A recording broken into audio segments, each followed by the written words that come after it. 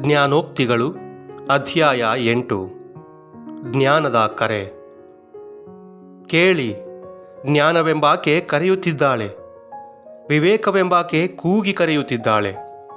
ಹೆದ್ದಾರಿಯ ಅಕ್ಕಪಕ್ಕದ ದಿಣ್ಣೆಗಳಲ್ಲಿ, ಹಾದಿ ಬೀದಿಗಳ ನಡುವಿನಲ್ಲಿ ನಿಂತಿದ್ದಾಳೆ ನೋಡಿ. ನಗರದ ಹೆಬ್ಬಾಗಿಲುಗಳಲ್ಲೂ ಜನ ಸೇರುವ ಪ್ರವೇಶ ದ್ವಾರಗಳಲ್ಲೂ ಘೋಷಿಸುತ್ತಿದ್ದಾಳೆ ಹೀಗೆಂದು: ಮನುಜರೇ, ನಾನು ಕರೆಯುತ್ತಿರುವುದು ನಿಮ್ಮನ್ನೇ, ನಾನು ಕೂಗಿ ಕರೆಯುತ್ತಿರುವುದು ಮಾನವ ಕುಲಪುತ್ರರನ್ನೇ. ಮೂಢರೇ, ಕಲಿತುಕೊಳ್ಳಿ ಜಾಣತನವನ್ನು, ಬುದ್ಧಿಹೀನರೇ, ಗ್ರಹಿಸಿರಿ ಸನ್ಮತಿಯನ್ನು. ಕೇಳಿ, ನಾನು ಹೇಳುವ ಮಹತ್ವಪೂರ್ಣವಾದ ವಿಷಯವನ್ನು, ನನ್ನ ನಾಲಿಗೆ ನುಡಿಯುವ ಯಥಾರ್ಥವಾದ ಸಂಗತಿಯನ್ನು. ನನ್ನ ಬಾಯಿಂದ ಬರುತ್ತಿರುವುದು ಸತ್ಯ, ನನ್ನ ತುಟಿಗೆ ದುಷ್ಟತನ ಅಸಹ್ಯ. ನನ್ನ ಮಾತುಗಳೆಲ್ಲ ನೀತಿಭರಿತ, ಅವುಗಳಲ್ಲಿ ಇಲ್ಲ ಕುಟಿಲ ಕುತಂತ್ರ.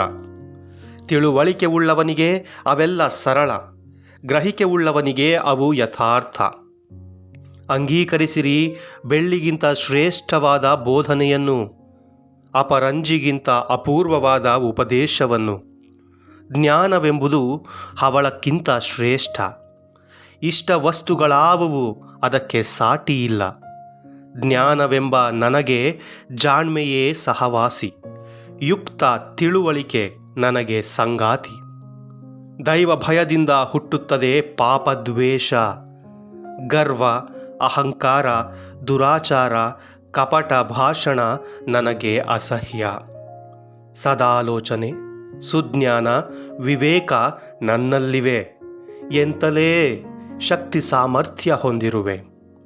ರಾಜರು ಆಳುವುದು ನನ್ನ ಸಹಾಯದಿಂದ, ಅಧಿಪತಿಗಳು ನ್ಯಾಯ ತೀರ್ಪು ಮಾಡುವುದು ನನ್ನಿಂದ. ನನ್ನ ಮೂಲಕ ಭೂಪತಿಗಳು ರಾಜ್ಯ ಆಳುವರು, ನಾಯಕರು ಭೂಮಿಯ ಮೇಲೆ ದೊರೆತನ ಮಾಡುವರು.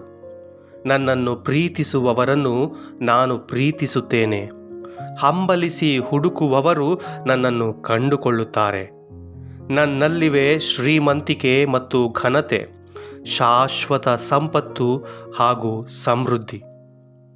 ನಾನು ನೀಡುವ ಫಲ ಬಂಗಾರಕ್ಕಿಂತ ಶ್ರೇಷ್ಠ, ನನ್ನಿಂದ ದೊರಕುವ ಆದಾಯ ಅಪ್ಪಟ ಬೆಳ್ಳಿಗಿಂತ ಅಮೂಲ್ಯ. ನಾನು ಹಿಡಿದಿರುವ ಹಾದಿ ನೀತಿಯುತ, ನಾನು ನಡೆಯುವುದು ನ್ಯಾಯಪಥ. ನನ್ನನ್ನು ಪ್ರೀತಿಸುವವರಿಗೆ ದೊರಕಿಸುವೆ ಸಿರಿ ಸಂಪತ್ತನ್ನು ಭಾಗ್ಯವಾಗಿ. ನಾನವರ ಬೊಕ್ಕಸಗಳನ್ನು ತುಂಬಿಸುವೆ ಭರ್ತಿಯಾಗಿ.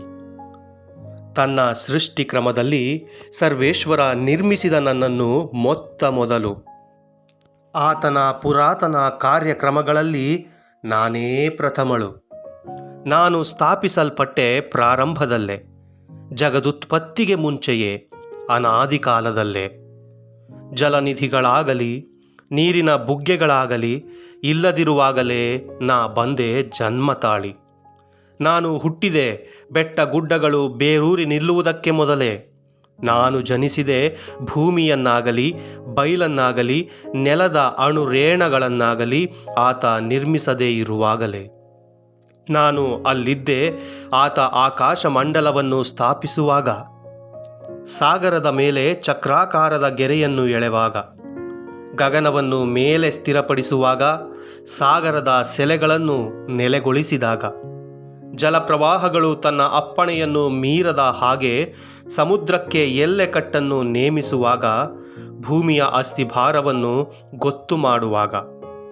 ನಾನು ಆತನ ಬಳಿ ಕುಶಲಶಿಲ್ಪಿಯಂತಿದ್ದೆ, ಅನುದಿನವೂ ಆತನಿಗೆ ಆನಂದವನ್ನೀಯುತ್ತಿದ್ದೆ, ಸದಾ ಆತನ ಮುಂದೆ ಸಂತೋಷ ಪಡುತ್ತಿದ್ದೆ.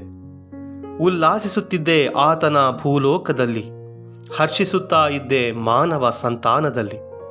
ಆದ್ದರಿಂದ ಮಕ್ಕಳೇ, ಕಿವಿಗೊಡಿ ನನಗೀಗ. ನನ್ನ ಮಾರ್ಗಗಳನ್ನು ಅನುಸರಿಸುವವರು ಧನ್ಯರೆಂಬುದು ನಿಜ. ಉಪದೇಶವನ್ನು ಕೇಳಿ ಬುದ್ಧಿವಂತರಾಗಿರಿ, ಅದನ್ನು ನೀವು ನಿರಾಕರಿಸಬೇಡಿ. ನನ್ನ ಬಾಗಿಲ ಬಳಿ ಪ್ರತಿದಿನ ಕಾಯುತ್ತಾ, ನನ್ನ ಹೊಸಲಿನತ್ತ ನಿರೀಕ್ಷಿಸಿ ನೋಡುತ್ತಾ, ನನ್ನ ಮಾತನ್ನು ಆಲಿಸುವವನು ಭಾಗ್ಯವಂತ. ನನ್ನನ್ನು ಕಂಡುಕೊಳ್ಳುವವನು ಜೀವವನ್ನು ಕಂಡುಕೊಳ್ಳುವನು, ಸರ್ವೇಶ್ವರನ ಕೃಪಾ ಕಟಾಕ್ಷಕ್ಕೆ ಪಾತ್ರನಾಗುವನು. ನನಗೆ ತಪ್ಪು ಮಾಡುವವನು ತನ್ನಾತ್ಮಕ್ಕೆ ಕೇಡು ಮಾಡುತ್ತಾನೆ. ನನ್ನನ್ನು ಹಾಗೆ ಮಾಡುವವರೆಲ್ಲರೂ ಮೃತ್ಯುವನ್ನು ಪ್ರೀತಿಸುತ್ತಾರೆ. ಪ್ರಭುವಿನ ವಾಕ್ಯ. ದೇವರಿಗೆ ಕೃತಜ್ಞತೆ ಸಲ್ಲಲಿ.